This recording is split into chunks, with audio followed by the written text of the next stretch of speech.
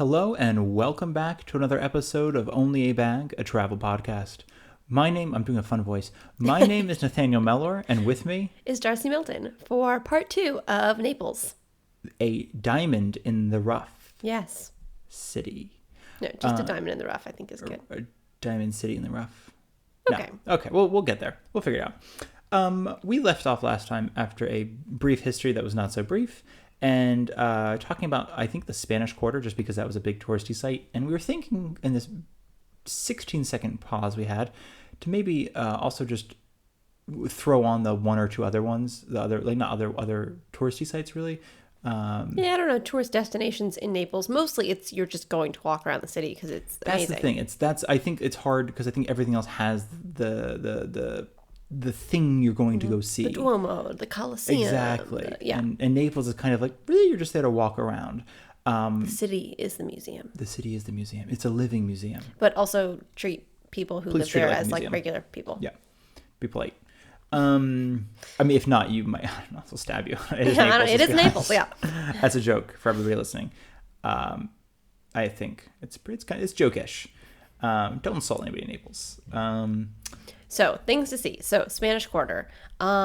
Beautiful. Lovely. It's a neighborhood, so just be aware that it's a neighborhood. Yeah. And there's lots of Get out of the way of Vespas. Exactly. You get the right of way pretty much everywhere else except somehow in this one little court. They'll just fly down the street. Yes. They got a kid on the back doing homework. It's fine. They're going to hit you if you're in the way. Yes, absolutely they will.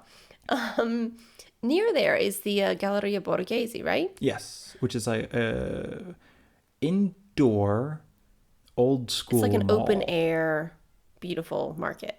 Well, I would say but a it's mall indoor. Than a market.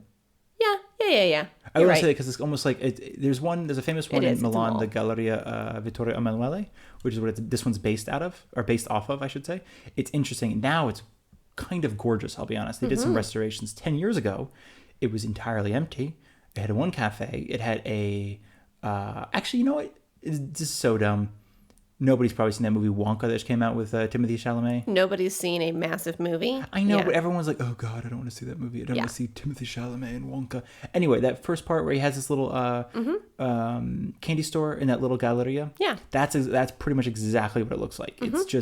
We thought it was filmed there when we watched it. Exactly. It's essentially a cross, or a small T maybe, because it's like two wings are much shorter than the other two wings. It's all under glass. It's gorgeous. We first stayed at a hotel in there. It was like an Art Deco hotel. But now it's actually quite beautiful, and there's a lot going on, and there's a lot of little stores and cafes, and I think there's actually a McDonald's there now. Is there? Wow. I think so. But that's on-ish Via Toledo, which is another kind of popular street. Again, a lot of Naples are streets. That one just has a lot of a lot of Naples is streets. Do you mean like a lot of what you want to see in Naples is just walking down the streets? Okay. But Via Toledo is a famous one. And then there's like these caves under Naples. You can only see it's called like subterranean Naples, I think, in English. But you can only see like a kilometer of these like 100-odd kilometers of caves. And some of them are natural and some are man-made, right? Yes, I think the caves themselves are sort of natural, but then because Naples is sort of built on this soft tuffo stone, a different type of tuffo than in France, for what it's worth. Tuffo. Good question. Could be tufa. I think it's tufa. Really? Okay. So tufa stone. No, it's built on a soft stone, so basically it was easy to carve away and carve into. So there's some fun, interesting, like, I think we went to Naples to it once, and it was like shops and stuff, and he was like, so this is like, it would have been Roman shops, and there's like a hallway, and I'm like, what the heck? Kind of wild. Didn't we stumble in there? We thought it was something else. We thought we were on the crypts, and we were not on the crypts. It was a whole thing. There are also crypts you can go see in Naples. Those are fun ones. Again, we talk about this a lot in Rome for like ways to stay cool, but when you're in Naples, it's kind of the same thing. Getting underground is a great way to stay cool, but if you're in Naples, it's like take the train trip out to the beach and go to the beach instead. But no, I think we just want to hit those because I think a lot of people do wonder, what do you see in Naples? And it's kind of like, I mean, there's a great stuff. The National Museum is in Naples. It's got how do you say this in a safe for work way? A penis room? Yes. Maybe a phallic room. Phallic room. It does. From Pompeii. It's Pompeii and graffiti. It's only open sometimes, and you have to be like over a certain age to enter. You do. Which I don't know why, but whatever. I guess you're not supposed to point and laugh. I don't understand. Like kids might find it really funny. Yes, interesting. Yeah, like you're supposed to pretend it's. I mean, it's art, but like okay, vaguely. No, art can be funny.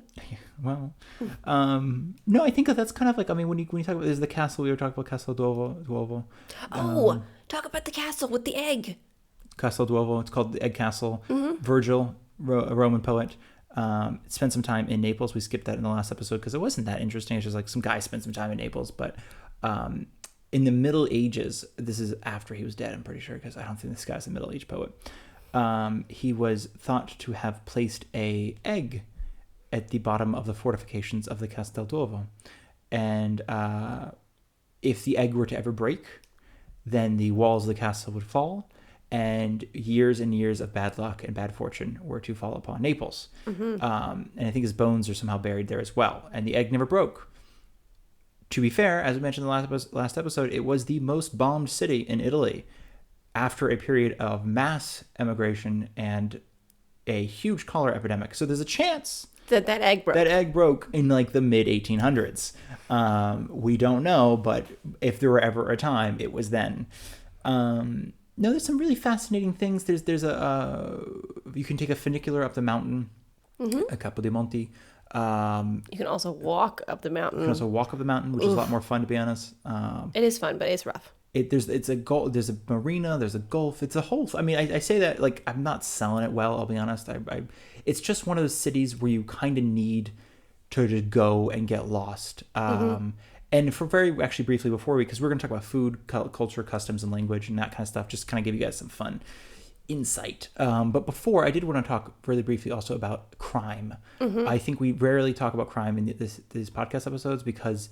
Or when we do, we often relate it into the sense that, like, Rome doesn't really have crime. It has petty crime. It has, like, pickpockets. But it's more likely you'll be pickpocketed in Rome than you'll be robbed, like at knife point in Rome.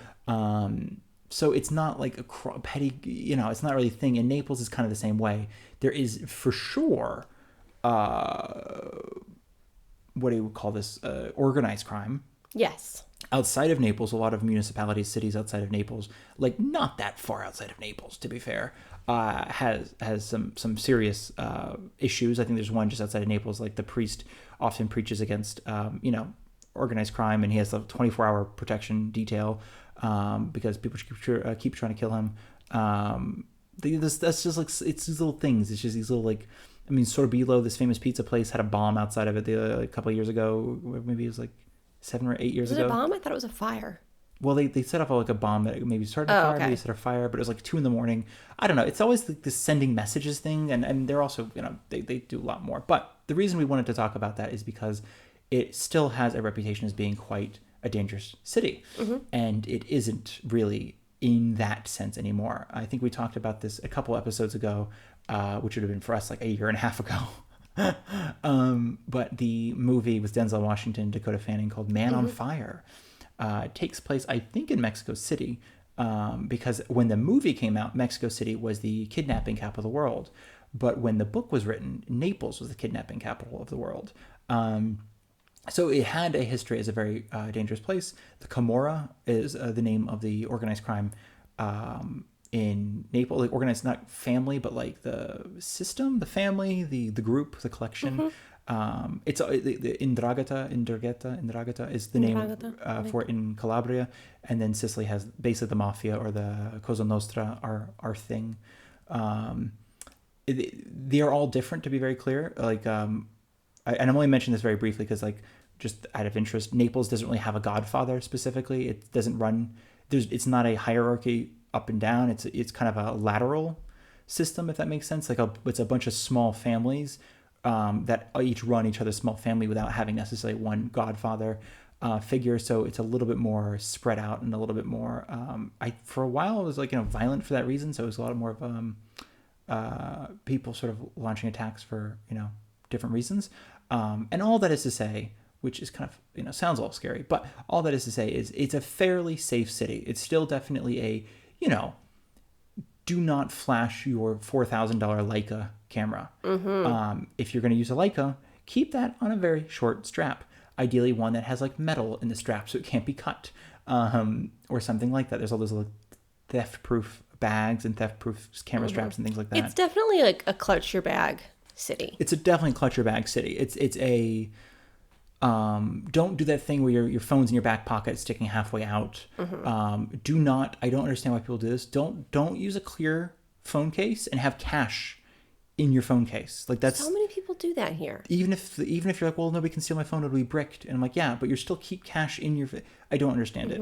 No, there's a lot of those kinds of things. Like when we're there, we for instance, we both use we use one like a fanny pack. But we either keep it like around my waist or like on my kind of strapped to my shoulder and on my chest. So it makes it really difficult for people to, in theory, steal from it. And you hold on to it when we're in large crowds in case the strap gets snipped. Exactly. I mean, we try to avoid as best as possible like large crowds. Like even, I mean, it's almost impossible, but I mean the sense of like if everybody's in the middle of the street, go down the side of the street. If everyone's on the side, walk on the street kind of thing. Where it's one of those cities that it does pay to be a little bit more conscientious. I would also say, too, you and I we don't really stay in hostels, and we honestly don't hang out with young people. We sound like such stick in the muds.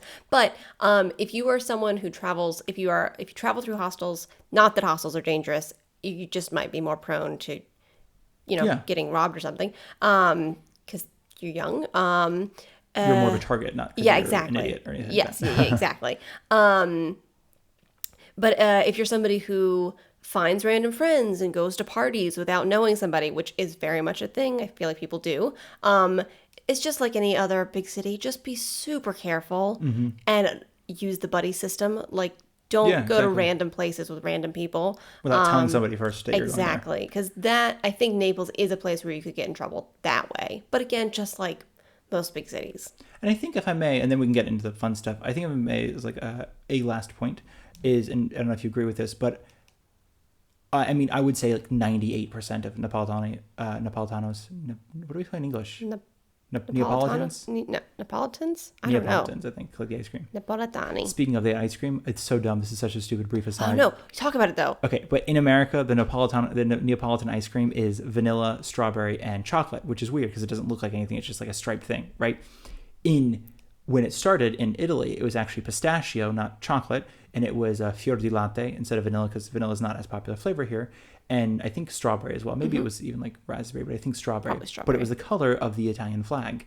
And then when it was transferred into America, where pistachio is not as common a flavor as it is here. And probably quite expensive. Unless you're doing the fake green flavoring.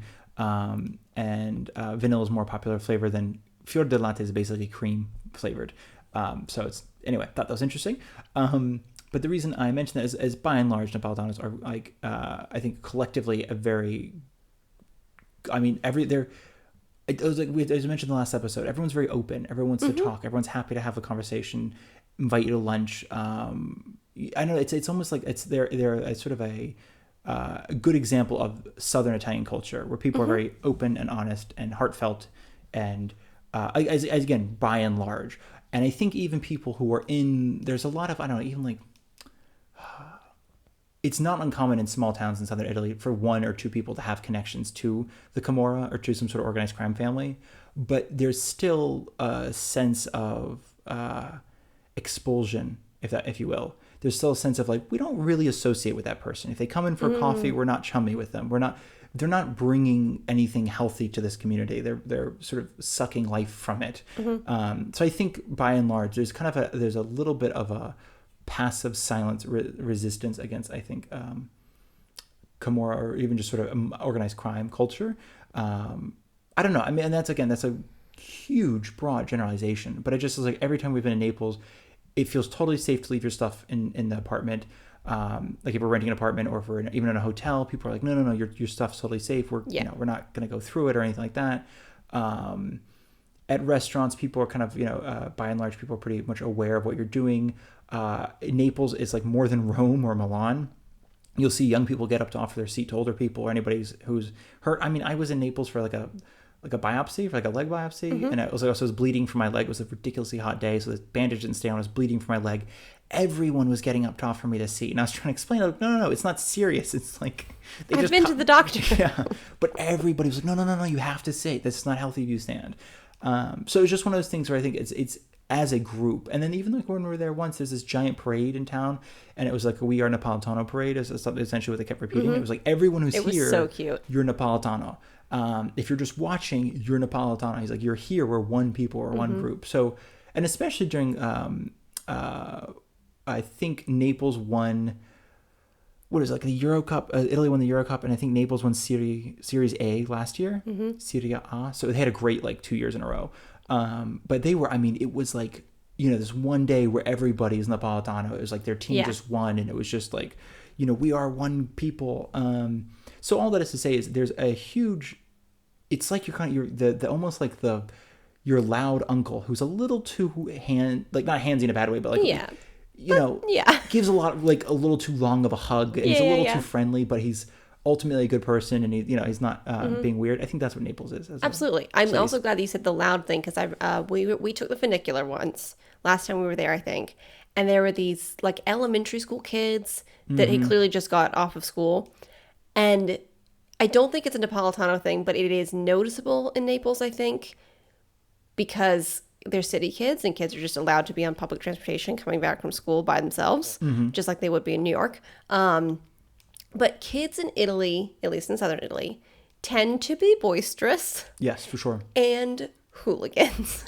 No, for sure. Yeah. Like there's like sort of like typically lighthearted hooliganism, not like there's none of that like weird like punch somebody in the face for a prank thing. Yeah. But there's still like, and there's it's like also it's not like gang activity. It's not like they're gonna come stab you, but there was the sense on and they were much younger. Like I feel like if I'd raised my voice and told them no, like I was a mom, things would have calmed down. But there was this sense when they this mob of kids, like 10 of them, like rushed the funicular to go home after school, and they were loud and like jumping around and swinging around on the poles in the funicular. There, I had this like, oh God, we're stuck in a box with a mob. Yeah.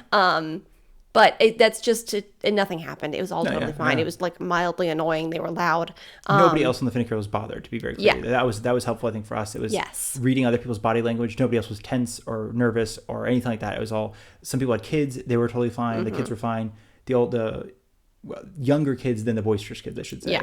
There was no like making fun of or anything like that. It was a very much like, it's that sort of when somebody says boys will be boys, they mean they'll be chewing candy they just got, talking about the new soccer cleats they just got, kind of like boys will be boys, being loud on one end of the funicular while everyone else is just sort of like reading the newspaper and chilling out. Yeah. So there's just a warning that, I mean, trust your instincts. If you think something bad is going down, leave if you can. But that's also just like a warning, because to me, like boisterous kids is like, oh God, something bad's going to happen. But mostly they're just being loud kids. And I think, and then I promise to God we will get started with this food stuff. But I was going to say, on that last note, is definitely trust your gut. And also, a lot of neighborhoods in Naples looks rough. To be very, like the best, nicest neighborhoods in Naples looks kind of a little rough. I think Chiana is a neighborhood. I think it's pronouncing that right, Chiana. Chiana, maybe. It's just like sort of to the west of Naples. It's like one of the really, really expensive neighborhood, really fancy, moneyed, storied neighborhood. But even so, when you're there, it's not like, oh, this is immaculate and clean. It's still like, this is a bit rough for these people all being worth more than $10 million each. So that's being said, is like kind of Naples itself is rough. So when you go into a neighborhood and you're like, this kind of feels rough, something to do is check in with yourself. And is it, does it just look rough, or are you getting some sort of, hair on the back of your neck feeling? If you're getting hair on the back of your neck, just turn around and walk away. But I only mention that because there is like a lot of neighborhoods that were once formerly sort of rough neighborhoods, Camorra neighborhoods, that kind of stuff, are being gentrified. And that's just because just like anywhere else in the world, like rents are going up. And, now it's like, Camorra neighborhood's nice. They got like protection. I mean, it's, I got to pay a little extra every month, but that's okay. No, but there's a lot of this kind of things. And I think with food, I think people are just, as and that kind of segues here is, pizza place I recently learned of is in a up and coming gentrified neighborhood, but only because, again, it was cheap rent, easy place to make food. and not as expensive, basically, as the touristy centers. So that being said, the food of Naples. Yeah. Okay, so let's first talk about food that people in the U.S. might think is Italian, but is actually Napolitano. And I think a huge reason, as we mentioned in the last episode, 4 million people roughly, just from Naples, probably another 4 million from the region of Campania, which Naples is essentially the capital city of Campania, left Naples to go to North and South America, bringing their food with them. And I say that because it's just one of the heavily influenced things. So many more people from this region came than from like Tuscany or from the Lombardia region or from Veneto, the Venice region, or anything like that. So Italian food in America was heavily influenced by Napolitano food. Yeah, absolutely. And the biggest one is pizza. Of course. I think we've talked about this before because we love pizza. I think we find ourselves often talking about pizza. But so pizza is Napolitano. And often when we tell people who are first visiting, like, let's go get some pizzas, let's go to Naples, let's get pizza. Or if we're in like at the city where we're living now, we always want to take people out to get pizza, and it's Napolitano style pizza where we're firmly in the same region as Naples. So it is awesome, and maybe the main thing to know about it is that it is floppy. I think that's pretty fair. Yeah. Because I think we had a conversation with someone recently, and I asked her if she was excited about pizza in Naples, and she's like, I think so. And she's like, I'm not sure if I like it. I'm like, oh, what kind of pizza do you like? She's like, I really like the hard crust pizza. And it's like, you're gonna hate the pizza in Naples.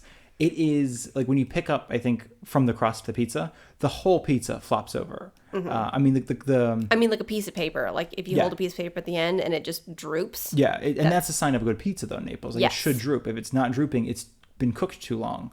I think it's called the undercarriage of the pizza. Not to be funny, but I think I looked at pizza terms because I was really curious, and it's basically the bottom of the pizza, but like that thin bit where all the toppings go on. It's really, really thin in Naples. Like the crust is nice and puffy, but where the toppings go on are super thin. And I mention that because the other thing that people almost seem to argue with us about, which I get, and I realize I do the exact same thing. Like I know nothing about something, and I start disagreeing with somebody, and then I'm like, wait a minute, I don't know anything about this. I should shut up and listen. But when sometimes people come visit, and we'll go out for pizza, and they want to split one. I'm like, we're not splitting one; they're individual. But I'm like, no, but they're huge. They're like 10 or 11 inches wide. I'm like, yeah. That's individual. We're not splitting a pizza. And they kind of think like we're kidding, or that we're playing, or that we're lying, or that like those other tables are just being gluttonous. And I'm like, no. Pizza in Italy is individual. You each get a pizza. We've talked about this in other episodes. They should start around €5, depending where you are. I think in where we are, some pizza places will start the margherita, which is just a tomato sauce and cheese, at $3.50 for the pizza, and that scales up. But 5 to 10. If you're spending if you're in Rome and it's 9 for a margarita, you need to run away unless it's like this is an amazing place. Like this is like a But usually it's around 4 or 5 is the basic one, and then like the fancy ones will go up to like 10. Exactly, using nicer ingredients. And the reason I mention that is just simply fancier ingredients. Sorry, that's a good point, because one of the things about pizza is, and proper Napolitano pizza, is that the ingredients should be quality ingredients. It's not like they're using grated mozzarella out of a craft bag. Yeah. It's still good cheese, even if you're only paying $5 for it. And that's something actually, and I guess to finish this and go into that. No, because that's basically, I just wanted to say, pizzas are individual. They are floppy. They are kind of chewier than they are in a good way. In a good way. Yeah. It's like it's part of what should be a Napolitano pizza is the chewy crust. And without really going to the history of it, pizza is actually not that old. It's only like late 1800s. The whole Queen Margherita visited Naples, and some chef was like, I want to make you their classic flatbread, but I'll put some tomatoes and cheese and a little bit of basil on it, colors the Italian flag or whatever. It's a very cute story. But even the idea, though, of flatbreads are quite old here. They were just flatbreads before, and it would just be a roasted bread with stuff on it. And then last but not least, before we get into basically we're talking about the ingredient. Actually, no, it segues really nicely. It's just, I guess the pizza here is just simply the bread. So a pizza bianca, like you might find that on a menu somewhere. That, and I think in America we hear pizza bianca just has cheese, no sauce. But here almost all, or they'll even like sometimes say pizza like well, no, I guess in the north it's focaccia, pizza focaccia. But here it's just pizza bianca. Might just refer to, they'll put a pizza dough in the oven, take it out, and that is done. Yes, that is it. It there has are maybe no some toppings. Olive oil. Yeah, it's like and then bread. There's then it comes, but like I think in America it's always, unless you get the very fancy pizza bianca or white pizza, it's always gonna have tomato sauce. And here that is not the case. So there's pizza bianca, which is just pizza dough. It's just bread, basically. And then there's pizza marinara, which is the pizza dough with just tomato sauce. And margherita is the kind of what you think of as a pizza. In Italy, it's the pizza dough, tomato sauce, either fior di latte or Mozzarella di bufala, cheese, which is not shredded. It's in big sliced mozzarella circles. But those are the basic ones, right? Yeah, and then a little basil on top. That's the basics. Yeah, and then I mean from there, like literally there's tons of pizzas. Tons of pizzas. Yeah. Some of it too, again, is just something to be aware of. Without getting too much into all these different pizzas, is that sometimes the ingredients are cooked with the pizza. Sometimes they're put on afterwards and they're fresh. And this goes for anything. There's a pizza the other night on the menu where we went that had shrimp on the pizza, but they were brined shrimp that went on the pizza after it came out of the oven. Interesting. Yeah, kind of an interesting sort of technique. So with all that being said, pizza is possibly, obviously, the most famous dish to come out of Naples, I would argue. It's also, I think you and I often get caught up on like, I want to find the best pizza, because there's the argument, if you have the best pizza in Naples, you probably just have the best pizza in the world. And I mean, people are doing fancier pizzas for sure. I always think about that Brooklyn Nine-Nine episode with Charles. Yeah. And he's like, that's tasting all the pizzas. Yeah, no, taking all the pies. And he's like, that's good, but this is more bells and whistles and blah, blah, blah, but the really good one. And I think that's what Naples pizza is all about. It's not about the bells and whistles and this and that and the other thing and the fennel sausage or whatever. It's about like the ingredients and the basic ingredients. Like it has to be like it's organic wheat. It's San Marzano tomatoes, which are like have to be DOC, which is like a controlled origin, basically. Like they're from the slopes of Vesuvius. They have to use. There's now some opening they can use, as you mentioned, fior di latte, which is a cow's milk, but traditionally they use buffalo milk mozzarella, and we'll get into that in a second. And then basil, and that's like. And there's all these things. It has to be chewy. It has to be this. It has to be that. So pizza is very controlled. And the reason I say that is because when you go to Naples and you're trying to find the best pizza, quote unquote, it's harder to find a bad pizza than it is to find the best, if that makes sense. Like there's such a high bar for pizza in Naples. And I mean that actually, and you're looking at me because we talked about this before, outside of touristy restaurants. There are some garbage pizzas at touristy restaurants. Yes. Thank you for making that note. There are some, and especially if they're displayed or something like that. But when you hear about the famous ones, like Da Michele is really famous because it was in Eat, Pray, Love. Sorbillo is famous just because it's good. There's a handful of other ones. I heard like Di Concetta the other day was apparently amazing. It's a smaller one in a kind of up and coming neighborhood. There's another one I forgot to write down, but there's some really amazing ones, and those are probably top tier. But then there's hundreds, like a Matteo, for instance, which is down the street from Sorbillo, which is like still a phenomenal pizza, and it's still known in Naples as one of the best pizzas. So that all to say is like, if you're looking, I got to find the best pizza in Naples, Sorbillo, Da Michele, va bene. These will be fine. These will be fantastic. But if you're just looking for pizza, there's basically literally all these options. And then last, because you mentioned the mozzarella, I thought that was interesting. I just want to say there's also Pizza Portafolio, which is a pizza wallet. That's been more of a recent thing, kind of post-COVID. Someone we talked to was like, it's actually because the price of like pizza boxes went up.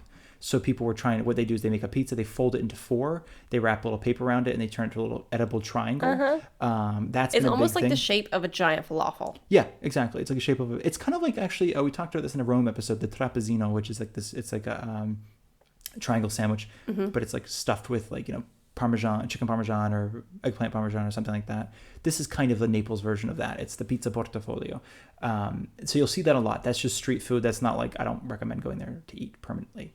The reason I wanted to come back to the mozzarella is because, as a very brief historical note, I read a lot of this. I was trying to write an article for somebody, and the article has still not gone anywhere, but I was trying to write an article about some Italian, like some foods that we think of as Napolitano, but they're actually or think of as Italian, but they're actually Napolitano, mozzarella is a great example of that. In Italy, prior to basically the late 1800s, all mozzarella was made with buffalo milk. It's called mozzarella di bufala. It's still a thing. Campania is the region famous for it, which is fantastic for us. It's amazing for here. Mozzarella di bufala is not that expensive. It's a couple euros for like a chunk of like the giant ball of mozzarella. But you go out of here and you're talking about 14, 15 euros for a ball of mozzarella. This is insane. But that being said, it always was made with water buffalo, I believe, is the milk. But when these Napolitan immigrants went to America, much more difficult to find buffalo. So they started using cow's milk, and they started calling it mozzarella, but it's not. It's what Italians called fior di latte is what Americans call fresh mozzarella. And I think what Italians would probably call, we talked about this before, scamorza. There's a type of cheese called scamorza, is probably what Americans think of as like the mozzarella that you can kind of like the grated mozzarella. Yeah. It's a kind of a drier mozzarella. So all that is to say is it just the mozzarella di bufala. It's finally having kind of its day in the light. I think I would say, because even like we were at Whole Foods last time we were in the States mere weeks ago, and there's mozzarella di bufala, and I was like, well, that's insane. Not from, I don't believe, Italy though. And I only say that. And Darcy's like, I could speak it sometime. Darcy will speak the rest of this episode. I apologize. I only say that is because cheese here is quite particular, and a lot of cheese that people consider, I think there's just a lot of cheese, but my point simply is, like mozzarella di bufala, really it's better eaten the day it's made. Oh yeah. Maybe the day later, but there's also a lot of ricotta. There's fresh ricotta, and it's I think, like I want to say in Sicily, I think a lot of ricotta is made with sheep's milk. So when you get like a cannoli, it's usually sheep's milk ricotta. So it's a little bit more tangy, a little more salty, a little bit more, that's interesting. Here it's made with cow or buffalo milk ricotta. So it's like a softer flavor. Super creamy, almost like, it's like, and it sounds disgusting when I say this, but it's almost like solid milk. I know that's awful.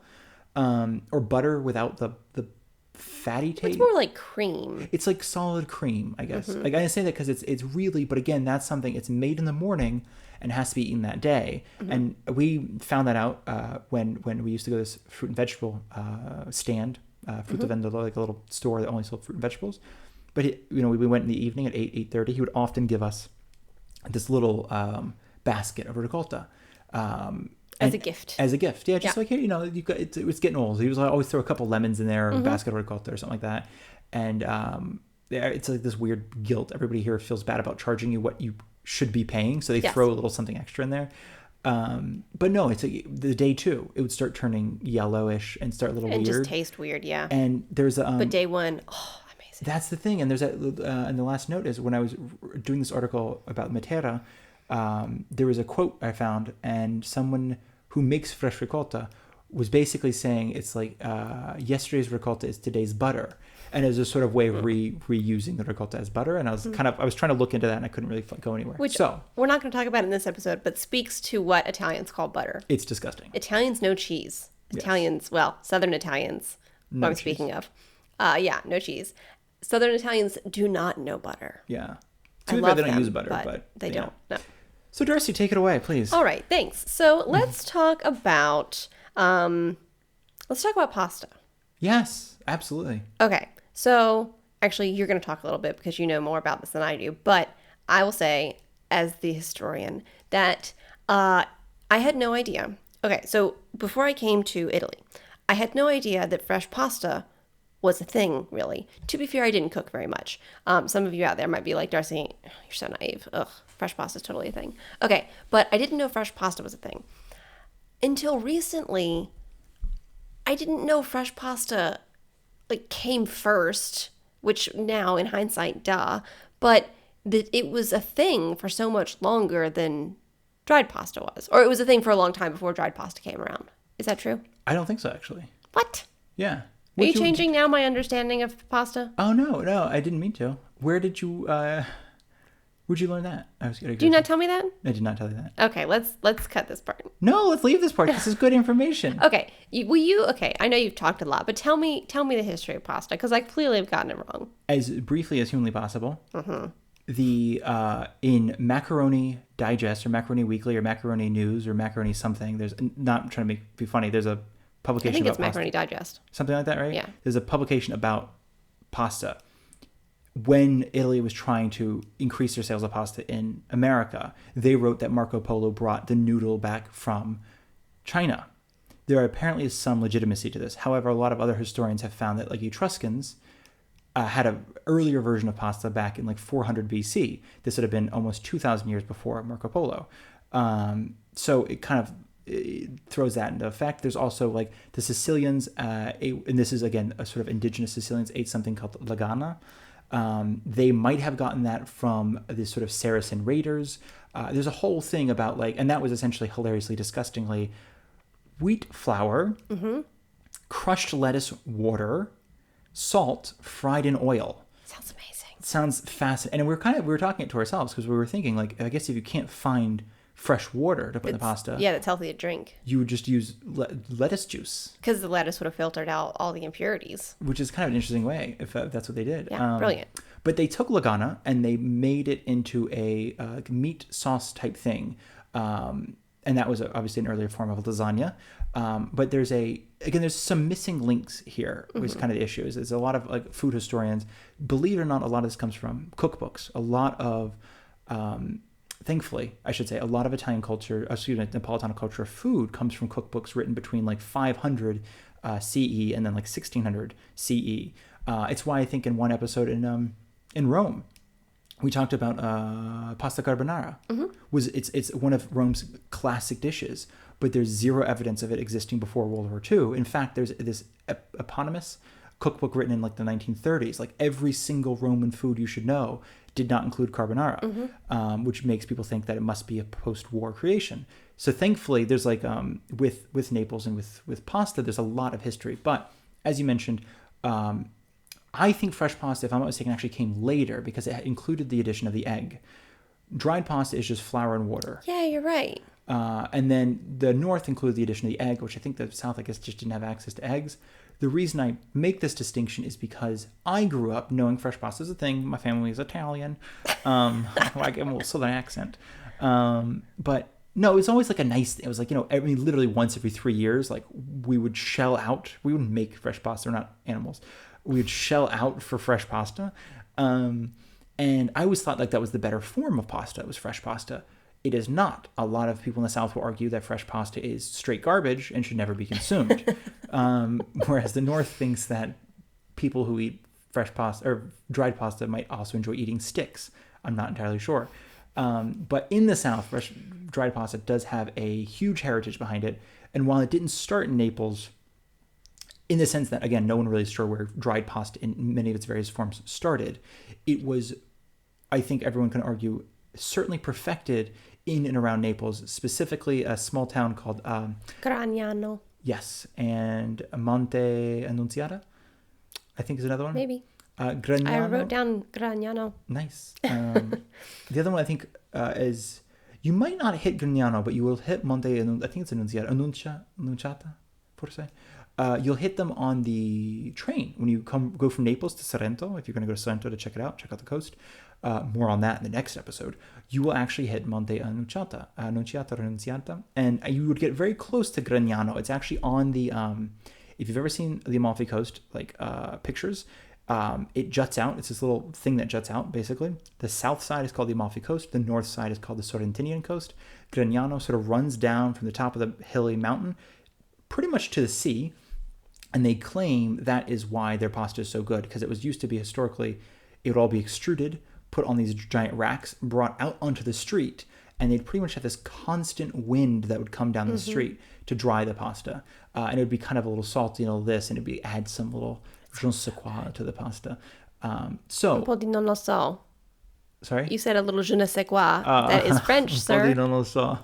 A little I don't know. Un po' di non lo so. To the pasta.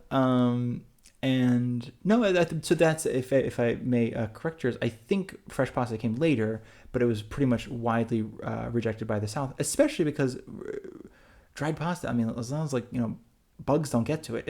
It keeps for forever. Yeah, it's never and going fresh bad. pasta doesn't keep. You have to keep it in the fridge, and it Or use has it an the day you make expiration it, date. kind of Yeah, thing. absolutely. Use it the day you make it. So, if that makes sense, I do believe. I will say though, it does seem like I don't know where it comes from, but families here in the South do make fresh pasta, like For sure. make especially like fresh ravioli for Sundays. I think that's the biggest thing is fresh ravioli. Yeah, so it's not like they don't make fresh pasta at home, but I think like you're right.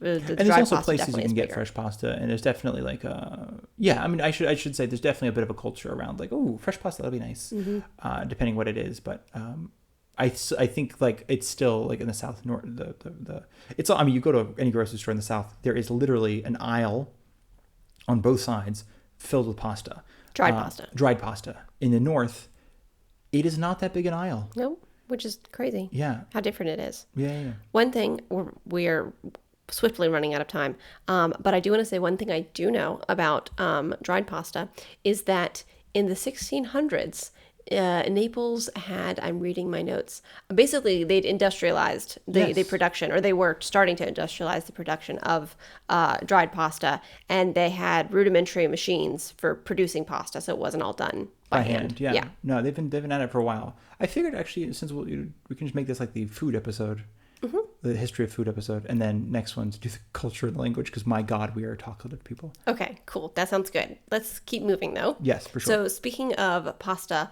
aglio olio is a favorite of mine, and it is something that I didn't even really know existed, but we definitely had a version of it in my house growing up.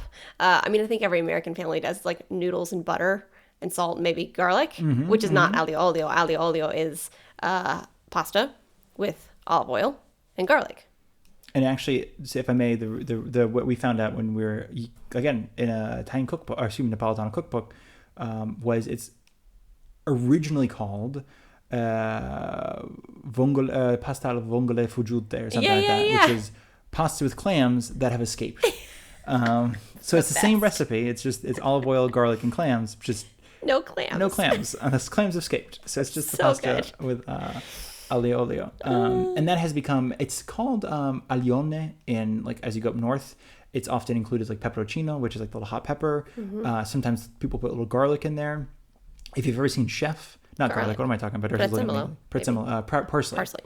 If you've ever seen Chef, the movie with Jon Favreau and the food truck, when he's cooking for Scarlett Johansson, sort of in the beginning of the movie, he's making this pasta. Technically, this aglio olio, but it's really probably aglione because he's doing it with a little bit of red pepper and a little bit of parsley. But it is a classic dish in the South. It is, in theory, and I'm only saying this because it's something that you saved your mother.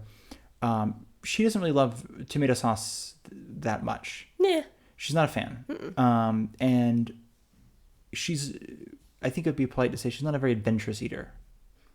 Yeah. Okay. I think she would say that's correct. And I'm thinking, but she likes pasta with olive oil and garlic. And it was a saving grace is that pretty much every single restaurant in Italy will make you pasta with olive oil and garlic. Even if it's not on the menu, you can ask for pasta aglio olio, and they should be able to make it for you. And I think once we were denied it, and it was a little bit strange. And I think it was like in Siena or something like that. And it was only strange because again, it's like, again, coming from the South, where literally everyone. I mean, we've the amount of times we've gone to a restaurant and they have, okay, if only 2 pastas in the menu. I'm like, you have aglio olio? They're like, of course we have aglio olio. I'm like, okay. It's pasta and oil and garlic. We have all that in the back. It's fine. They'll make you that fresh. No problem.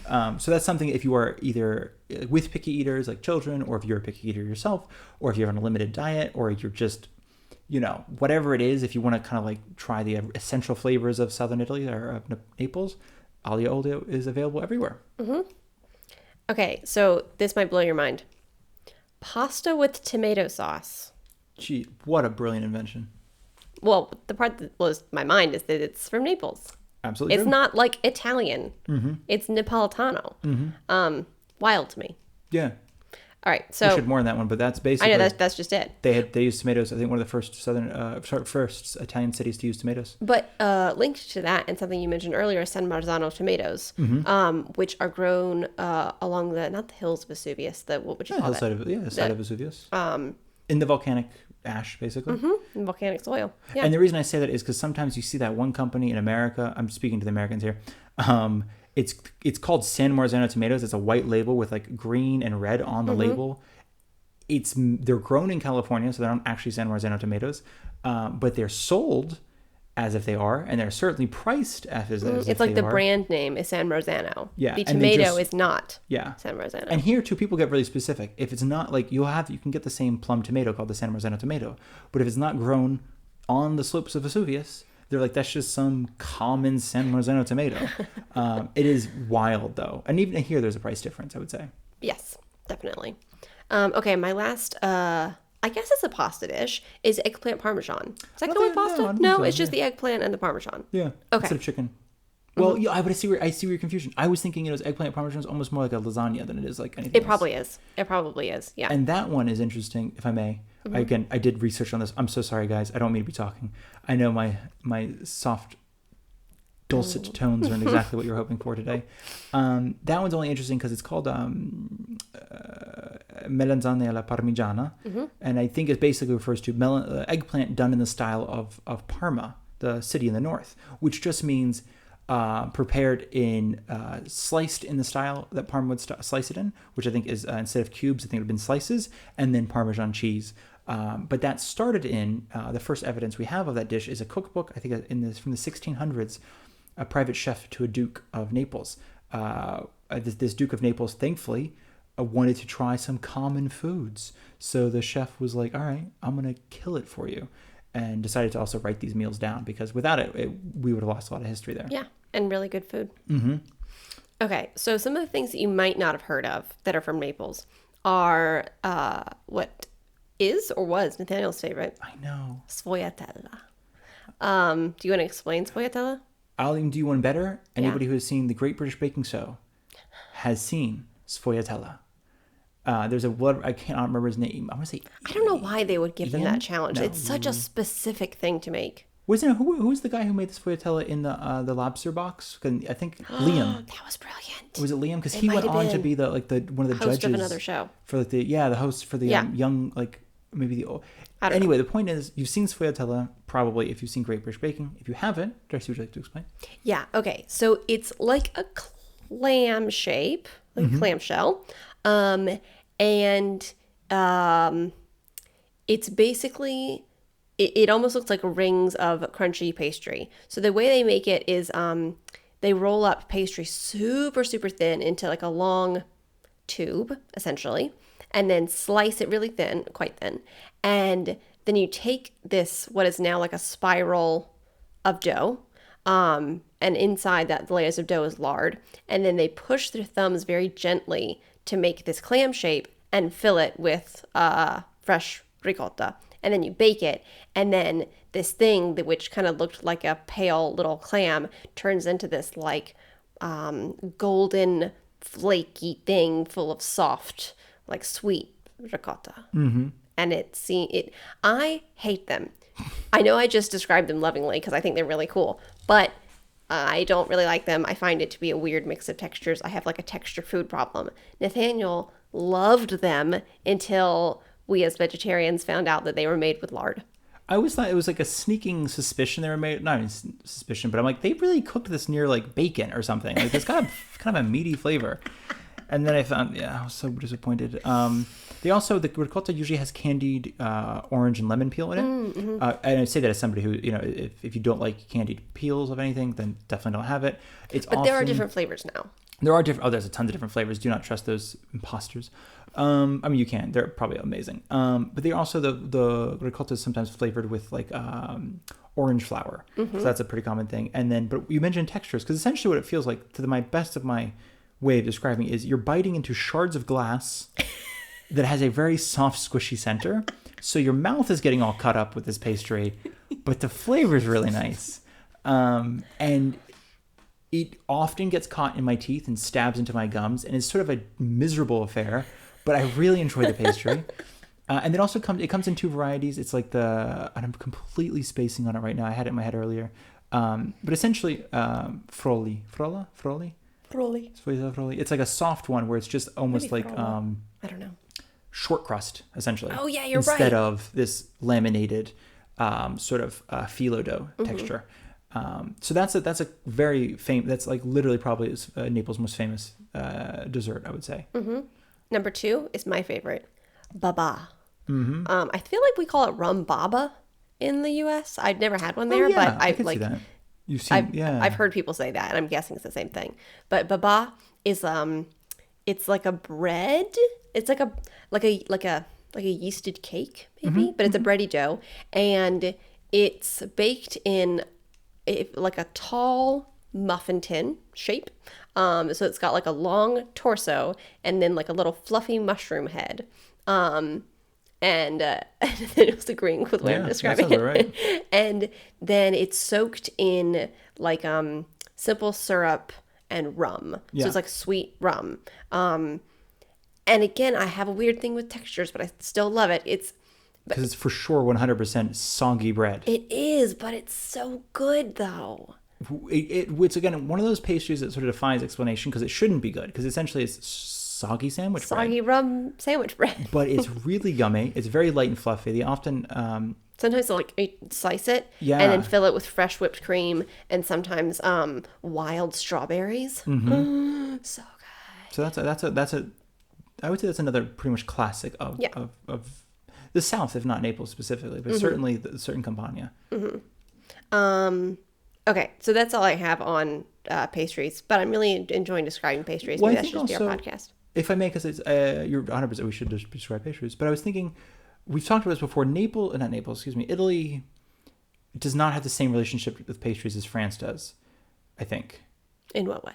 Well, France is sort of, they have like the breads, and they have these fine pastries. They have the Viennese, Yes. Austrian inspired breads. But I'm talking like the croissants, the pain au chocolat, the pain Viennese, the whatever it is, and then all this tarts and the this and the that. And I think Italy doesn't. They have a lot of cookies, the biscotti culture. They have a lot of bready type things filled with creams usually, the custard more than cream. When you see crema, we've explained this before, when you see crema, it's usually cream, like custard. When you see panna, it's usually whipped cream. Yes, good distinction. It's good note. But no, I say that because both of us have a love-hate relationship with pastries in Italy. It tends to veer into hate pretty frequently. And I think one of that is their reliance on orange flower water, which would be lovely if it was real. It's not. It's synthetic. It's kind of tastes. It makes every pastry taste the exact same. And it's angering because as a country that relies on, especially in the South, you will almost never have a dish that has more than two competing flavors. Yes. Like as I mentioned, Like a savory dish. Like a savory dish, like an aglio olio. It's garlic and clams, right? Or sorry, the vongole. It's garlic clams. Or it's even the marinara, or the just red sauce, right?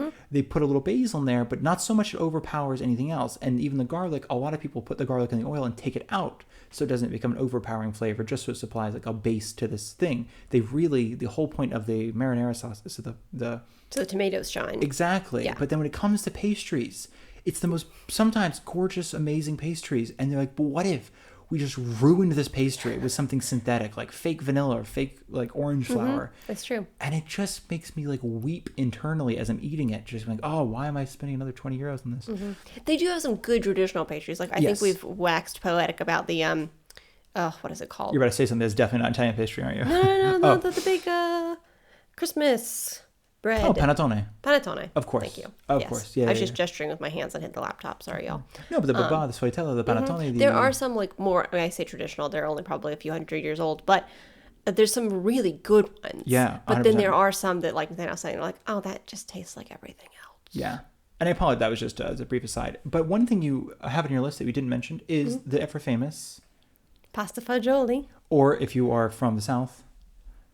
Your family. Yeah, in my family, which is from the South in the Italy. Southern Italy, Northern U.S. Yes. You want to say Pasta it? fazool. Pasta fazool. Which is a dialect. Fazool is a dialect in a lot of Southern Italian places for, or Napolitano dialect, which we'll get into next episode for beans. Fagioli, yeah. pasta beans is pasta fagioli. Fagioli is beans. Fazool is beans. Yeah. Pasta's pasta. Pasta's pasta. Bean pasta is amazing. It's different. Okay, so pasta fagioli is from Naples.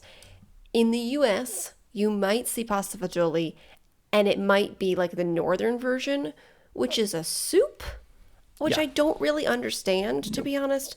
The pasta fagioli that's here, that is really delicious, that I like, is pasta with white beans. It's often flavored, I think, with like a vegetable stock. Or at least celery. A lot of times Yeah, a lot of them have carrots and celery, but it's got such a deeper flavor that it seems like it's made with at least people making it with stock. Yeah, garlic, bay leaf. Yeah, and then usually what we've learned, and people make it different ways. What we've learned is you cook like the beans and the vegetables and all that kind of stuff with usually the bean juice. But if you're not using canned beans because you're, cool and you like to use dry beans, then it's still a little bit of the bean water from where you boiled the beans, unless you let them sprout. The whole thing. Point is bean water, but it's a common to have all of it simmering together.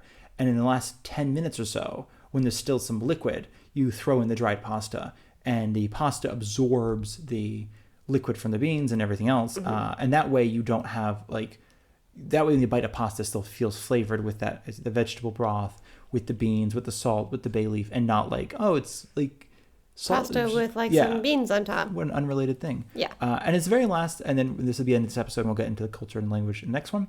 I also wanted to say there's a lot of other arguments being made for different food, Italian food in America is sort of one thing is the baked ziti. We have baked ziti of all kinds. It's kind of technically a Sicilian dish. There's some people who do it in this region as well, Campania. It depends. It's one of those, again, it's apparently throwing pasta in the oven everyone was doing that. That's a big thing. But the reason I mentioned that one specifically is that was one of the ones that showed up in America in two different forms. It showed up in America as baked ziti, if that's something that's in your family or in your neighborhood. It's a thing. I mean, I don't know. But it also showed up as macaroni and cheese. That dish made its way up to France, where they stripped out a lot of stuff because it's here. Even baked ziti is not necessarily always like marinara sauce and the ziti shaped pasta and cheese. I think pasta al forno.